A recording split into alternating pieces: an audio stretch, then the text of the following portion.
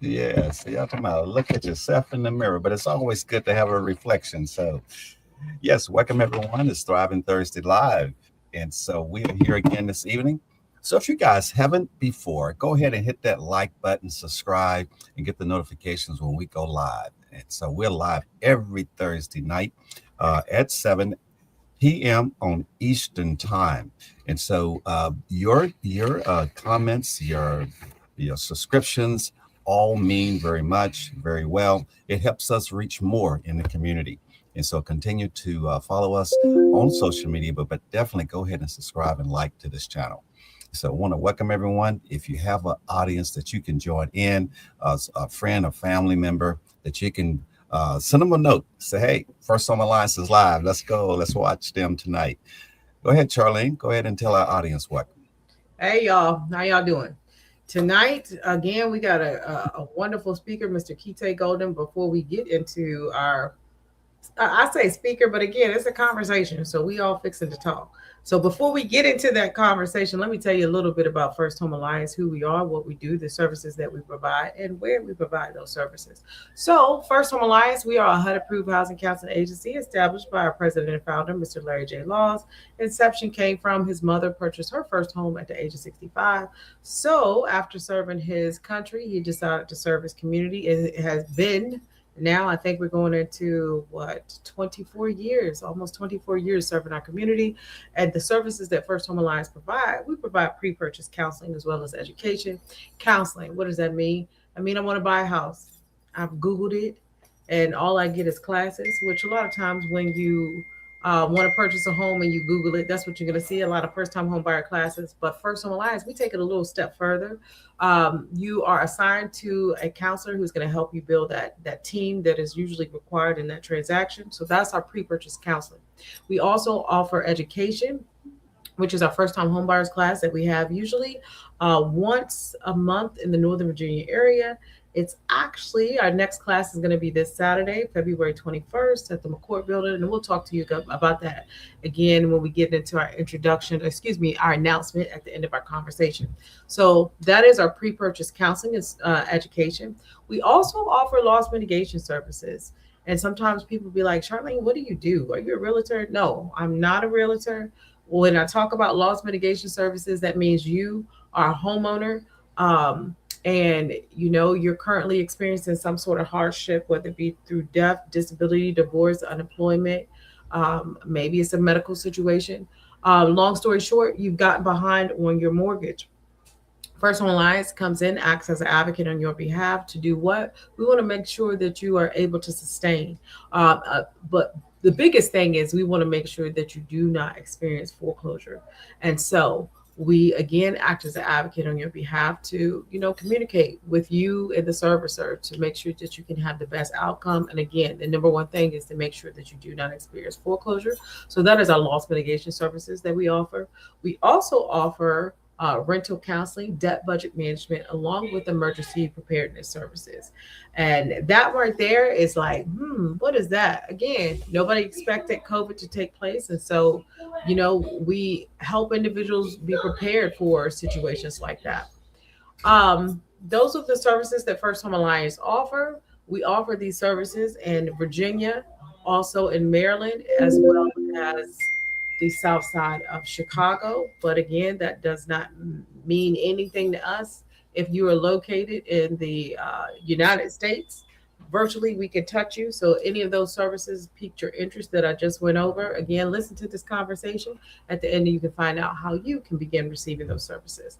All right, Larry, I will throw it back to you. All right. Thank you, Charlene. Yes. And so tonight we're going to continue this conversation that we're having, a live conversation with a longtime partner and uh, and friend, a real estate broker, Kite Golden. And so, Charlene, I picked up on something she said that which we all do, when we need to search for something, we Google it. And so it's okay to Google if you're trying to find out more information. But that's one of the answers that I've gotten when someone is looking for a professional to help them with different things. And maybe someone want to think about Googling when you're talking about a real estate agent. And so that is one of the options. You can Google a real estate agent, but we're telling you, we're going to tell you that some good ways to come up to find a real estate agent. And so First Home Alliance is one of those resources, and I think it's better than Google. We work with some professionals, and Kite Golden is one of those professionals in the field that here to help you along your real estate journey. Welcome, Kite. Hey, how you doing? All right. Doing just fine. Yes. So how's it going today? Going pretty good. This has been busy, but doing pretty good. Okay. All right. And so, yes. And so we got to get into this tonight. And I see we're talking about some rates and things of that sort, and carry on, just getting people through situations, that maybe if they're cloudy, we want to make it clear. If they stuck, we want to get them unstuck, And so talk to us about, some of the controls that you want to look at. And you want to get together before making that decision, and what do rate have to do with it? So some of the controls that you can do before you get to diving into purchasing a home is definitely working on your credit, paying some things off, and it all starts with getting with an expert. I always tell people, when you go to the doctor, you don't go in there. I mean, you tell the doctor where your pain is or where your symptoms are, but you don't go in the doctor telling the doctor, hey, well, I think you should give me 500 grams of this, medicine instead of what you're giving me, because you don't have a clue. That's what that doctor went to school for. That's what they've been trained to do.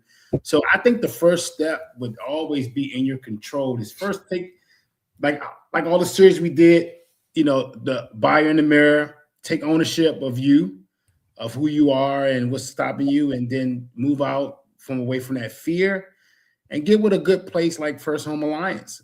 That's a great start because you guys to me, have all of the lanes that can help a buyer or a seller in this situation. So if you're not certain of what to do and how to take control, get with First Home Alliance, and they will definitely sit down with you and help you. I think that's the first step, is sitting down and looking at your credit and knowing where you at. And that's how you start to take that control.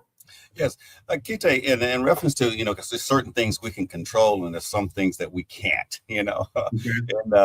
And I know coaching and credit counseling is definitely a great part of that. But how do you think in reference to a good loan officer and lender, how important is that in building a relationship with them as well? Yeah, it's very important because I have turned away from some lenders that I've given clients to, and everybody's situation is different. So some clients may not be ready to purchase right now. They may need a 3-month to 6-month or even a year process. So again, back to how I deal with my real estate business is I take it very personal. I want to see everyone win. If you have the mindset to buy, you will win. It's just a matter of time. You understand what I'm saying? So whether it's a 6-month time or a year time or a 2-year time. So having a good lender means a lot, because that lender, if they really care about you and want to help you, no matter what your credit score is, they're going to tell you what you need to do to get your scores up to be able to purchase that home. Yes. Super. Now, a person come to you and some may have a pre-qualification and some may have a pre-approval. Do you look at that any differently if you're going through with putting together their offer? Yes, we don't like pre-qualification. Oh, you don't? No, because like a pre-qual. I can write up a pre-qual real quick. Come on now, why you don't like that? So a pre-qualification, I hate to say it this way, is a buyer can lie. Really? And a lot of times it's not that they're lying, they just don't understand the loan process. Some buyers may make $40,000 a year, but work a ton of overtime that puts them at $75,000 a year. Mm-hmm. And depending on if that underwriter is going to accept that, is going to determine if that loan will get approved. So when you do a pre-qualification, you're just basically telling the lender over the phone or just doing a light app on the phone or, you know, online saying these different things, but the lender doesn't collect no documentation. So it's just off of he say. So it's off of, or she say. So it's off of what you're telling the lender, and the lender saying, oh, well, what they're telling me looks good. So we're going to give you the pre-qualification. And that's why we don't like to accept it, because it's not a pre-approval. Okay. And so you're basically, for a buyer to come there with pre-qual, you may not go all the way through and putting together an offer. I mean, you can discuss with them maybe where they are in the process, but you're not going to go out there and put a contract in. Well, I mean, because I've seen these traps before, I'm going to, if my client, if it's a referral client or any client that comes along and say, hey, I already have a lender, I have a pre-qualification, can you help me find a home? I'm going to, before we even go out, I'm going to say, hey, let me speak to your lender, because this is the reason why. Pre-qualification is only this. What did you do to get that pre-qualification? And if they've done what we like to see, most of the time has already been underwritten by the lender, have already collected documents. Yes. It's just basically based on them finding a home, appraisal, yada, yada, yada, which is the standard. Then we don't want to deal with that, because we know that a seller is not going to take that. And we wouldn't take that. I wouldn't tell my client to take a pre-qualification. Mm-hmm. All right, super. Mm-hmm. Yeah, and so I really appreciate that. And for our buyers, Charlene, and so for that pre-qualification, you know, what's going to be some of the requirements for that lender that you think for that lender to get someone, not to get someone pre-approved? I was going to say, for the pre-qual, just get your lot pre-approved. together. How they going to get that pre-approved? Get your lot together for the pre-qual. I'm just joking, y'all. For the pre-approval, be prepared, y'all. Have your paychecks, you know, and it ain't nothing that your cousin drew up for you. Like, have that for real verification of income. All right. So you want to have those 30-day paycheck stubs together. You do want to have your assets, so your bank statements. These days, they're not asking for 1040s. Back in the day, they used to ask for your tax returns. Now, all you got to do is just show your W-2s. And so you want to have all what they say, your ducks in a row. So if you say you make 80, you need to have a piece of paper to show that you make 80. And again, not nothing that, you know, Cousin Ray or, you know, Cousin Kevin have come up with. It's the stuff that you're going to get actually from your employer.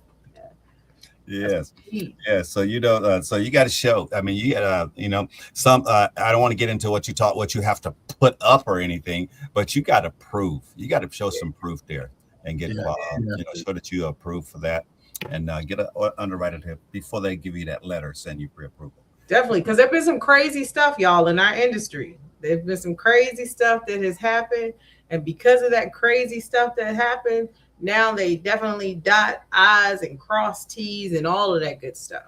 Yeah. And you don't want to waste time. You don't want to waste money, because money will be spent. You know, you can, I mean, the first step of writing a contract is, once it's approved, is your home inspection. That can run you from $300 to maybe $700-800. Depends on where you're buying at. If you're buying in an area that's a rural area, you got to do a well test plus a septic test. So, you know, and you got to do the regular inspection. So, you know, you can spend almost $1,000 on the inspection, pay for an appraisal, and then all of a sudden the lender calls you and says, well, I can't get the underwriting to take or accept your overtime because you haven't been doing it for 2 years. Right. You know, and you're steady saying, well, I make 80,000 or 90. Yeah, but it's overtime. Overtime is not considered guaranteed money. Now, if you probably do it for 2 years, I think the lender can accept it. But if it's only 1 year, they can't accept it, because you may not make that next year. So, do I get my money back? No, you don't get your money back at all. We talking about, I heard you talking about time and wasting time. what about the cost of waiting? Even the cost of preparing, because you should prepare yourself and not wait until you're ready to, if you want to say, not wait till you get ready to buy. You want to be ready. You want to start getting ready, and you want to get ready. Because, right. If you are ready, then you don't have to get ready, right? Right there. Yeah. You stay ready. You Stay ready. You ain't trying to get ready. So you stay ready. And so, I mean, go ahead. I'm sorry. Yeah. And so in that process of that readiness, getting your stuff together, how important is that in getting that stuff ready? So to me, it's funny you said that, because this just came to my mind, and I'm a Christian, right? So we believe in Jesus Christ, and how people say, "Well, I'm not ready to give myself to the Lord until I'm ready to give myself." Well, that not being ready or thinking that you got to be ready can cost you some things. It sure can. So it's like one of the hell to pay, right? Right. Yeah. So it's like in church, we tell people, look, God will fix you up. Just come to us. Right. So, just come to him. So it's the same concept if you look at it. Like, I don't care about the credit score. I don't care about where you at. If you make your mind up to say, I am ready to do it. Like I said at the beginning, when you make your mind up to say you want to buy, you will win. It's just a matter of when. It'll be 6 months from now. It'll be a year from now. It'll be 3 months from now. If you make your mind up and stay consistent and get with the right people, you will be able to purchase. That's the bottom line. So that cost can cost you a lot. It can cost you. It can cost you for prices to go up. It can definitely cost you that. It can cost you missing out on a certain program. I know you guys deal with a lot of programs, Spark and things like that. If you would have been ready maybe 6 months ago and did what we told you to do and come to us, when that Spark money came, you could have been one of those people that could have got it. But because you didn't do that, you waited, and now we have to spend time bandaging and working on your credit when you could have been ready 6 months ago. Yeah. So those are the costly things that can cost you. Yes, because people are, we may not be in transition now. Okay. Yeah. Matter of fact, we may not be in transition. So you're going to move, or it's going to happen. And so more people probably wait until, June, July, August, September. But it is September. I mean, it's February now.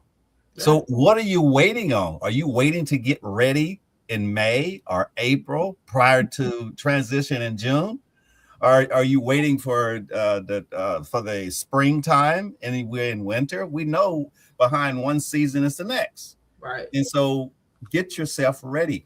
In that cost of waiting, the cost of waiting. Just Charlene, we just had that First Home Dream program. And when that opportunity opened up, just give it an estimated time it was before it was exhausted. Gone? Yes. And I'm gonna be honest, y'all. I'm not gonna sit here and tell no bald face lie. I'm gonna be honest.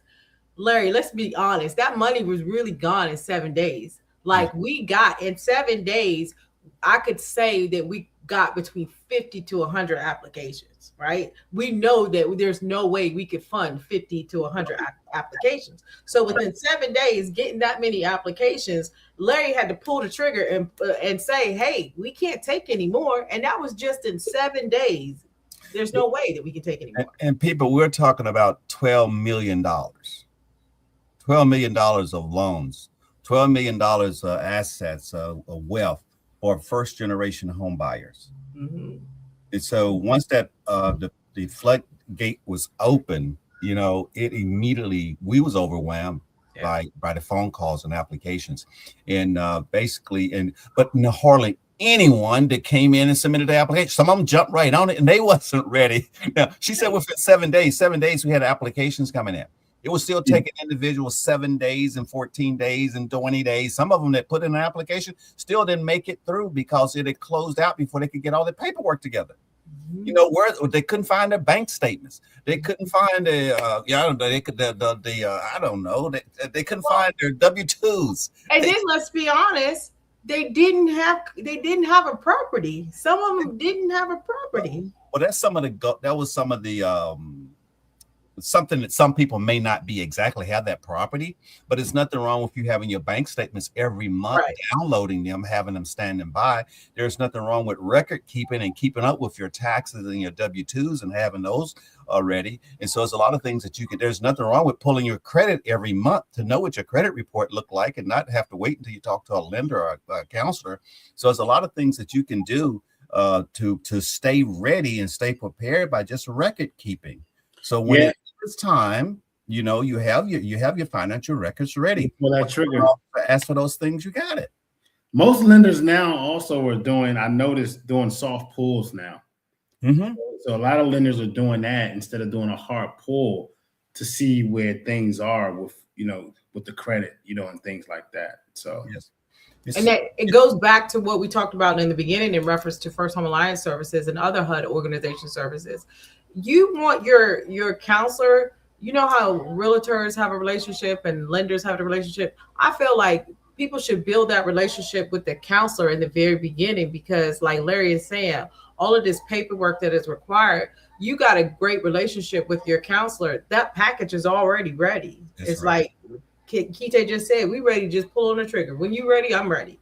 Yeah. So just how you build that relationship with your agent and your lender, do the same thing with your housing counselor. Yes.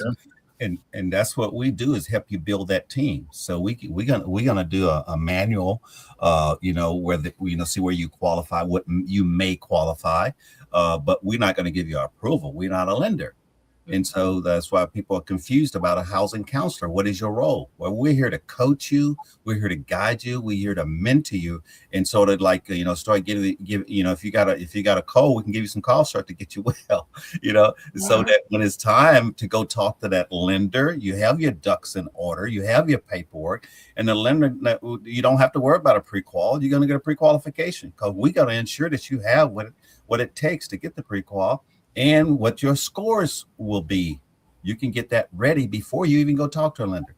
And please, I mean, I know that you love real estate agents. We do. We love real estate. We love brokers. Kite and the rest of the real estate have no problem with marketing.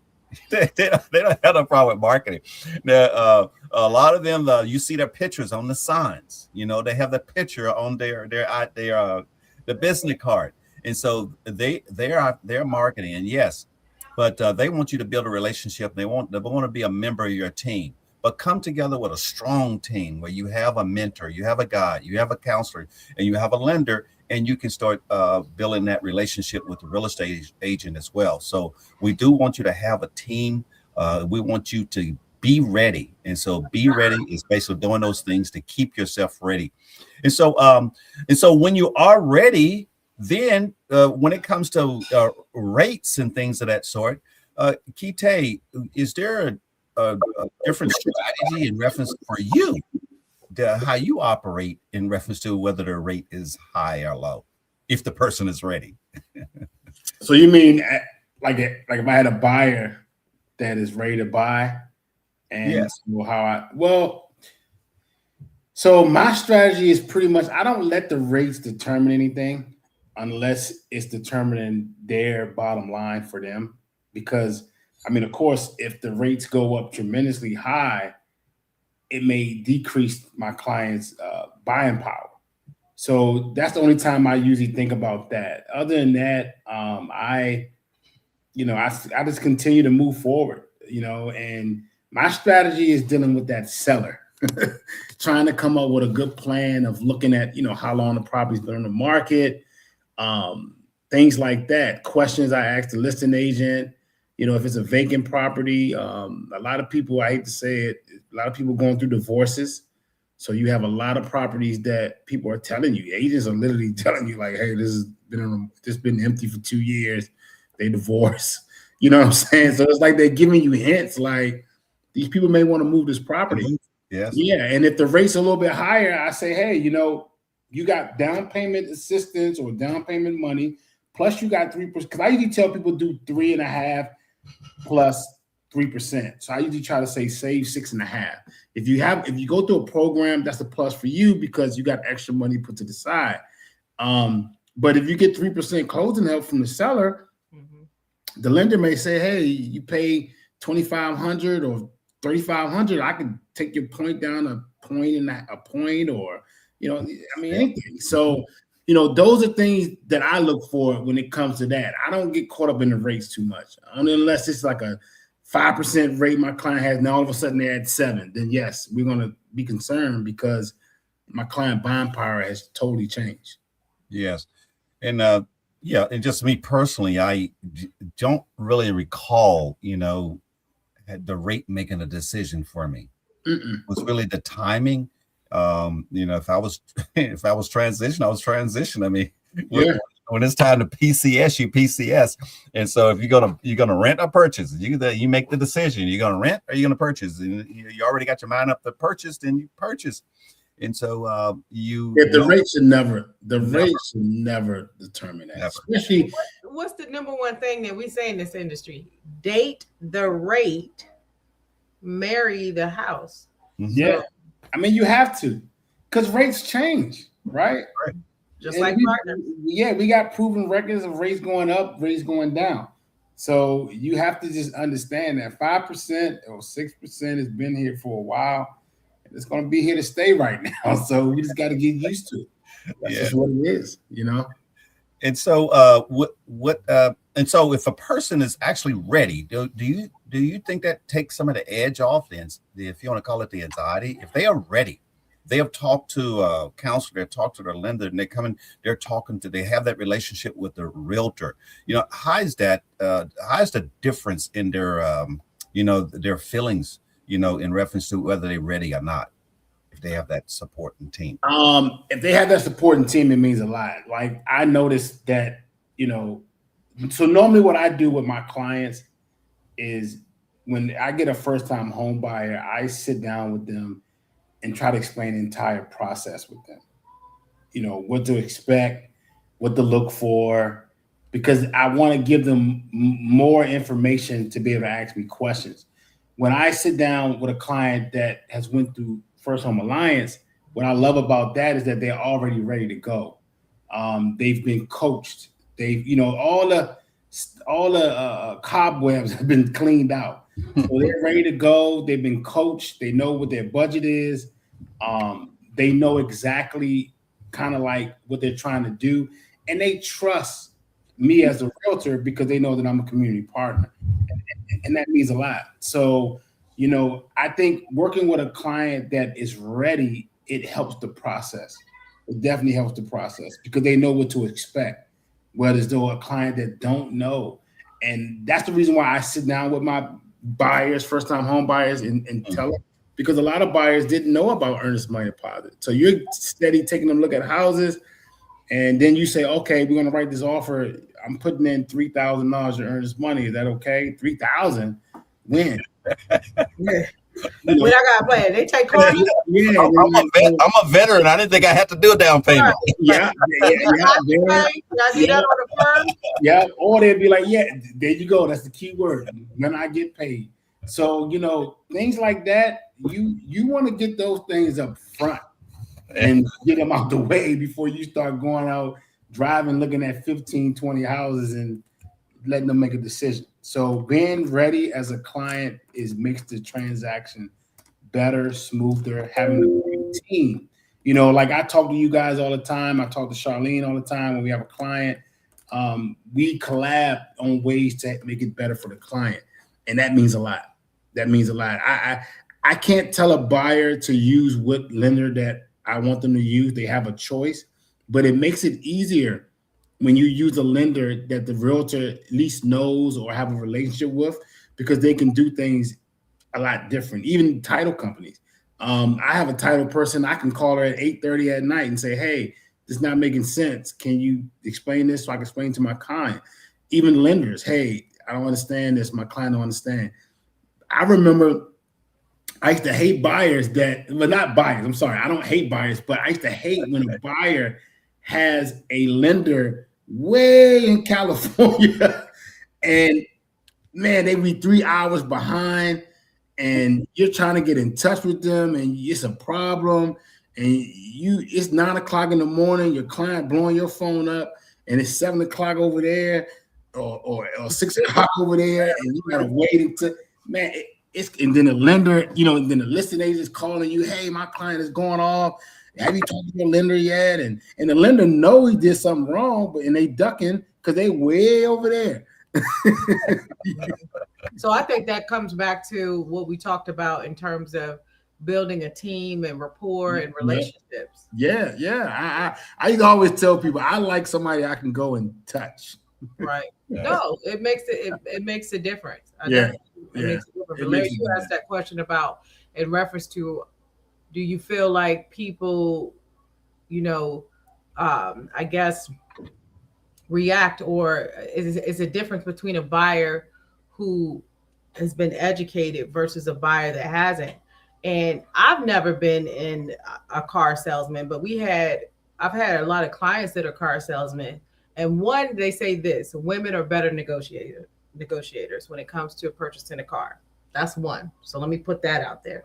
But two, you learn, like, I don't never heard that. Right, women are better negotiators. Fight me. It's the truth. Well, they say a car, but I don't with my partner that I have here, I was about to say, he's a better negotiator on any purchase. I was about to say, best for hands down.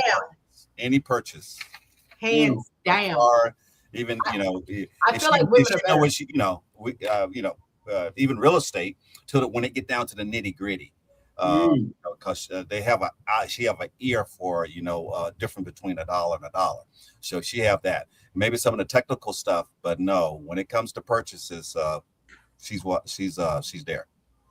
So, like I said, women are better. But when it comes down to it, I always say this in our first time homebuyers class: when you educate yourself, whether it be a purchase, a home, a car, what have you, you go into the transaction probably just a little bit, I'm not going to say cocky, but just a little bit more aware of yourself, assured of the transaction, because you understand the terms that Kite is saying, or you may understand the terms that the lender is saying.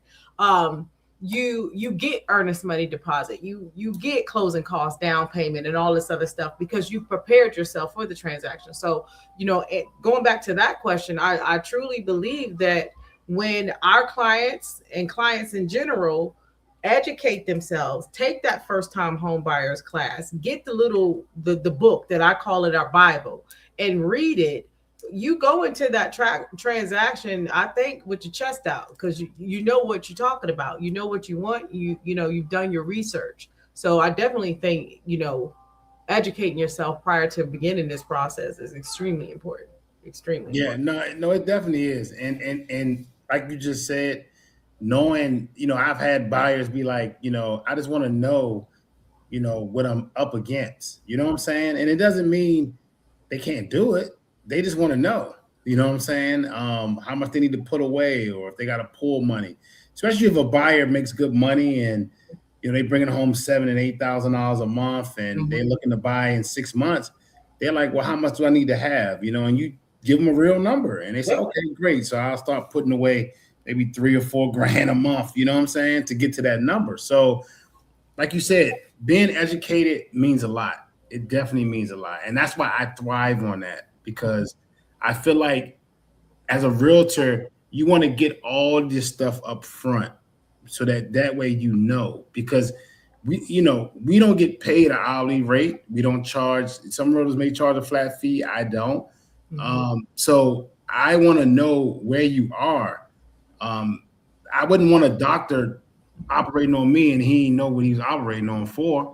But I'm just gonna cut you open, and we'll figure it out when I cut you open. No, that's and they do that though, Kite. It's called exploratory surgery. No, I'm not doing that. So you understand what I'm saying? And even when you, like Larry said, even when you go to have surgery or something, you're gonna ask questions.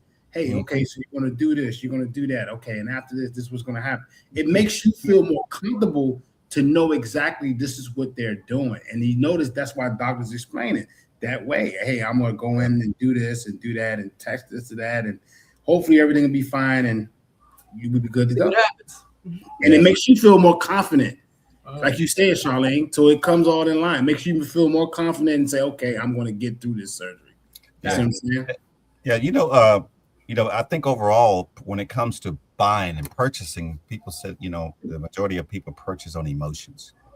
If it feels good, I'll buy it. If it feels good, I'll be ready for this. But how important it is when we're talking about this, when it comes down to money talks and other stuff, walk, how important it is when you really got your figures together, when that stands strong with you versus in just having a good feeling.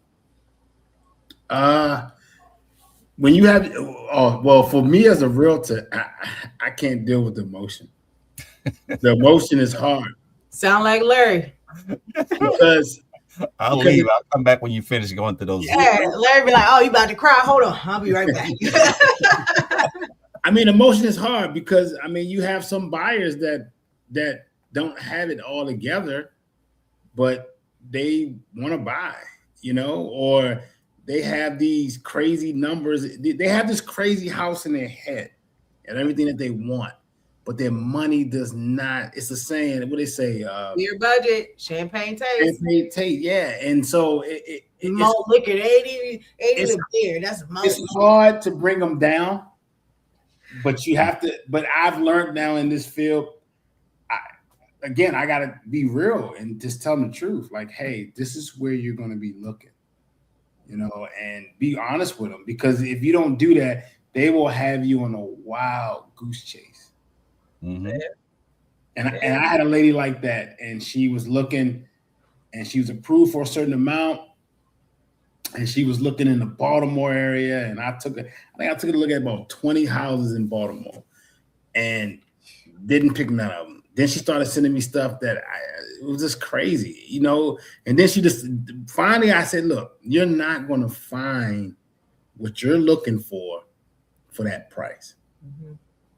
And then you keep saying you want these fixer-uppers, you're going FHA. Mm-hmm. So you got to do a 203K, and still your price range is going to have to go up because the houses you're sending me are 50, 60 to 100 grand worth of work. So yeah, you're buying because of the acreage, you're buying because of the secludedness, but you're not going to get that particular house because she finally got it and got her mom to go along with her. Now she's looking like $500,000, and we're finding nice houses, and it makes sense now. So it just that payment makes sense. You know what I'm saying? That's another thing that people have to really. Yeah. So I think it made sense, but somebody programmed in her mind that it was better to buy like a fixer-upper because of the land and stuff. And again, this all ties back to what Larry said, and you guys were saying education. In her mind, she thought, oh, if I buy a house with 8 acres, I could build multiple houses for my kids. Well, I told her, hey, well, that house is only approved for a 3-bedroom or 4-bedroom septic tank. So you can't, you have to get it approved by the county. And the county may not approve it because if it's a county where they're saying 1 house per 8 acres, you're just stuck with 8 acres. You see what I'm saying? Go on, throw some parties, charge people. What? Mm-hmm. So people don't look at that stuff. They just automatically, that's that emotion going into it and not allowing it. But once she came to reality that, okay, now I can get what I want, and I had to go up some, now I can do it. Now her reality has changed. I mean, her mindset has changed. That emotion has changed now. It's out of it. Now it's, okay, I can shop now. You see what I'm saying? Well, how do you take the emotions out of it? You just got, it's hard for some buyers. Yeah. It's hard for some buyers. Yeah. Well, like you're saying, show them the facts. Yeah. That's what I was going to say. Show them the numbers. Yeah, show them numbers. Yeah. Those numbers, they numbers don't lie. They're all equal, 1 + 1 = 2, Right. So, what do it feel like too? I'm not sure. Let's move the feeling and go with the reality. Yeah. That's what you have to do. Again, that is definitely hard. And then what I found is sometimes it's nostalgic for some people. Some people are looking for some things that they may have grew up with. Oh, my mom had a fireplace, or my mom had a brick house, so I really want that, and blah blah blah, and not understanding that's gonna cost or what have you. So I feel like nostalgia sometimes plays a role in this home buying process too. Yeah, and also listening to other people always is the number one detour to me. And it's a blessing and a curse, though. Yeah, they listen to people that probably bought 20 years ago. They listen to people that don't own a home. They listen to people that says, "Oh, you're crazy." Trump, we don't know what he's gonna do. It's just all types of fear factors. Yeah. And again, it's why it's very important to build yourself with a good team that's gonna keep you grounded. And we'll make sure that you're ready. And so, what about this from a wealth perspective? In making these decisions, and I think it probably go back to timing and things of that sort. But looking at and I think you had the story also, Kite, where you had purchased some time ago. I think it was an investment property in that time, able to build wealth, and where if you would have tried to save that money up versus invested into real estate, how much of a wealth that you was able to gain putting it into real estate rather than putting it into a savings account.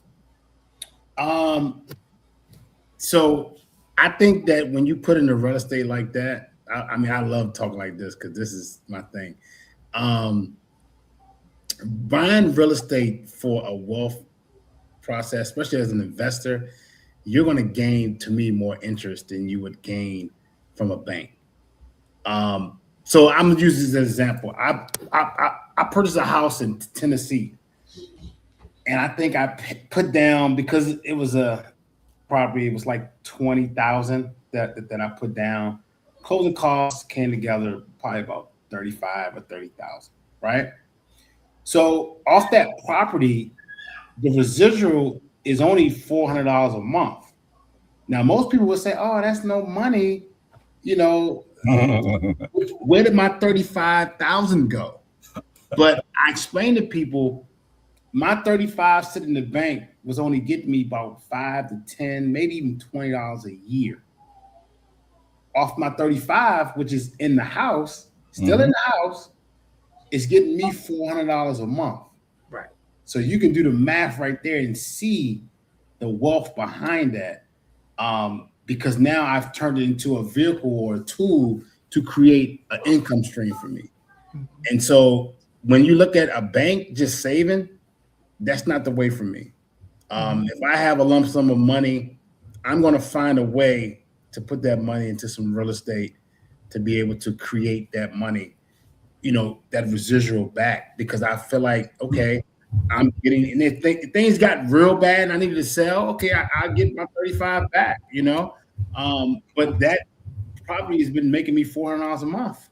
So for how long? And how long have you had the property now? I've had the property for going on 2 years now. Yes. So 400 times 12. Yeah, I'll just share this. I will give the credit to Marion Goldman, listening to one of his videos. But I have, of course, did the math before. I've thought about the math. I mean, we're talking about over some years ago when I was about 20 years old, when I was thinking about when I would become a millionaire. And also understood what a millionaire meant. A lot of people don't understand what a millionaire is. And so, but actually, if you had $1 million asset, or you had $1 million, and if that was your goal for retirement, and you did not want it to be exhausted, you could actually have the $1 million to remain. But what you do is live off the interest. At about 6% interest on $1 million, it gives you about I think $60,000 a year. So you took $1 million, put it in the bank, it will give you $60,000 a year, about 6%. That's about $5,000 a month. And so some individuals wait and try to save that $1 million when they're 65, 70 years old.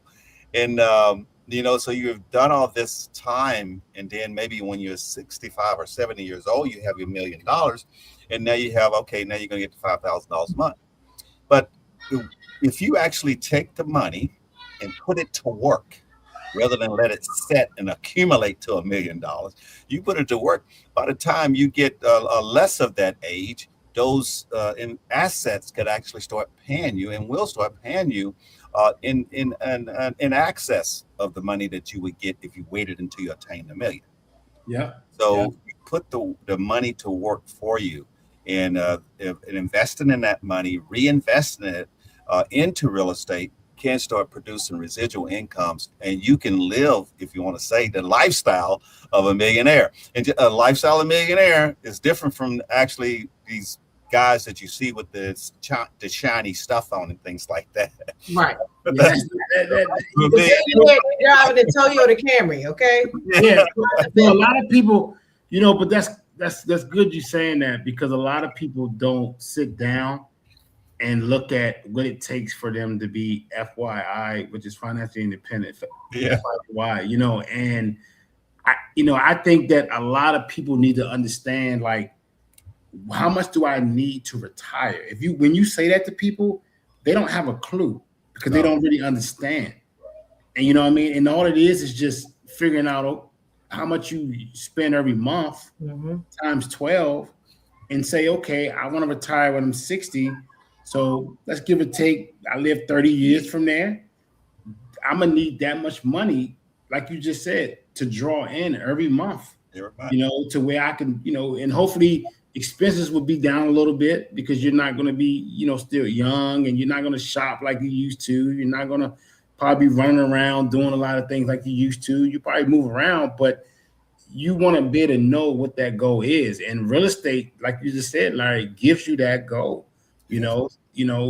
I've met so many people that have bought a house, back in the day, 30, 40 years ago in Alexandria, and sold it and took all that money, like you said, and invested into like a fund, and moved to North Carolina.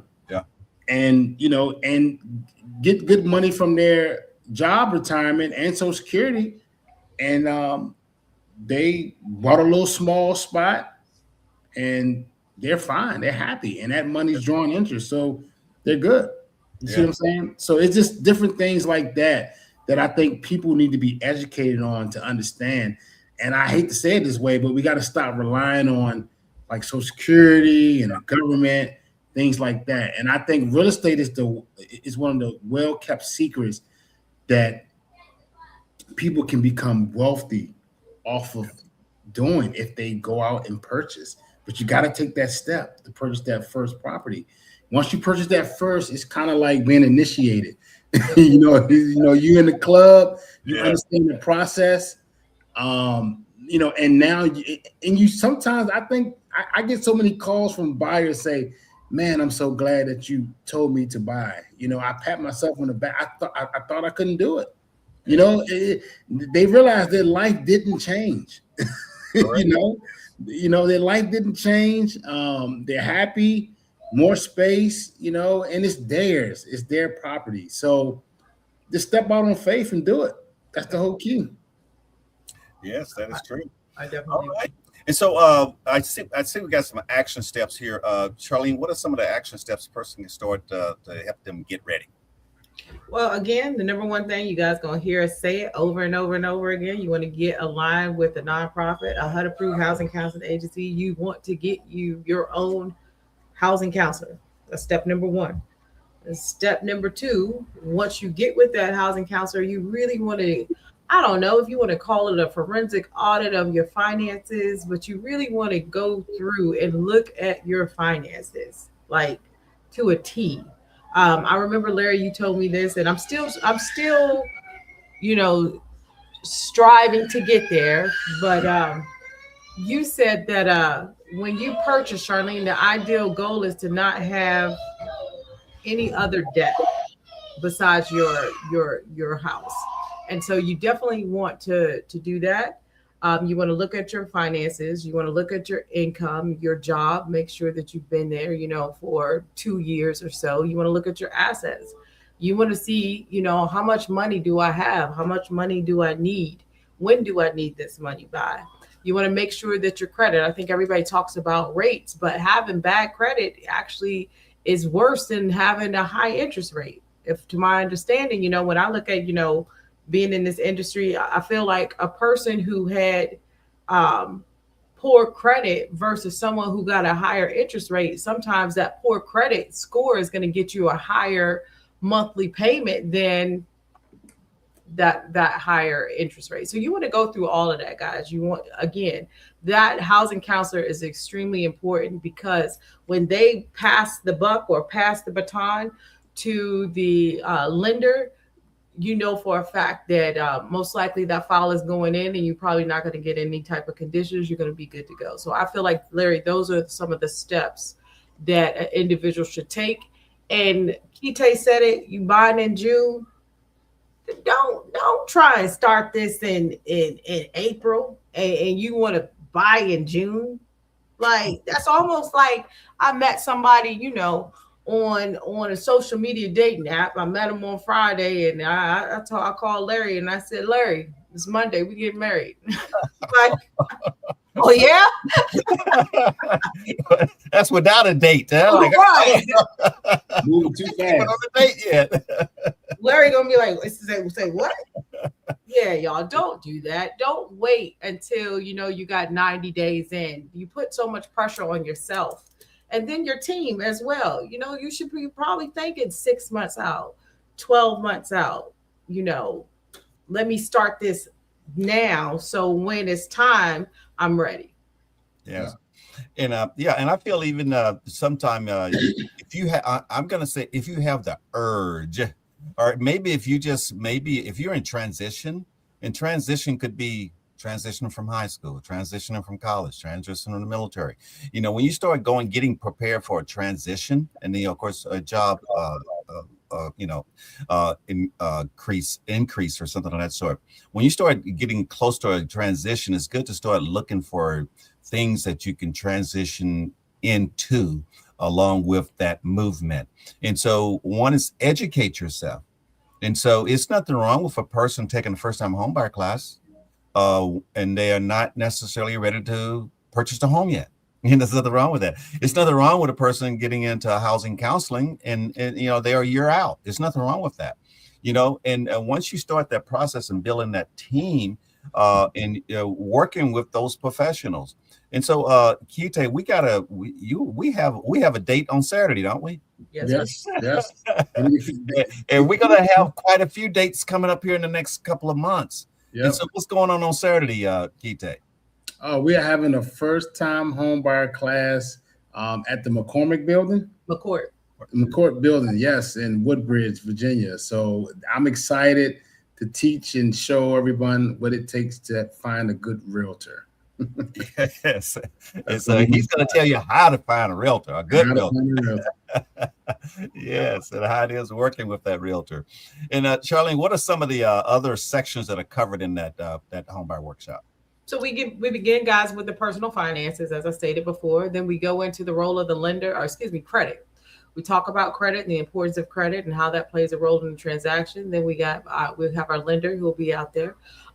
Brittany Aikman, she'll be out there. We'll be discussing what you can expect from the role of the lender. As Kite Golden stated, he will be there talking about what you can expect from the real estate agent, how to figure out if you got a good real estate agent, some of the terms and things of that nature that you're going to be hearing. We also have Tim with House Masters. He'll be out there, and then we'll be finishing it out with our closer, Anne Marie, who will be there as well. So the great thing that I love about the first time homebuyers class is you have the individuals who are in those industries, that work those industries day in and day out, just kind of tell you about some of the things that you can expect. We will not be able to make you an expert in 6 hours. There's just no way. But each individual who's going to stand before you is going to teach you to ask the correct questions in the transaction to make it smoother. Yes, and I want to let our real estate agent ask this question. I mean, our broker here. Right. I had a broker. I'm Wait a sorry. minute, our broker. Giving his props there. Yeah. What is the advantage of coming to a live workshop versus taking it online?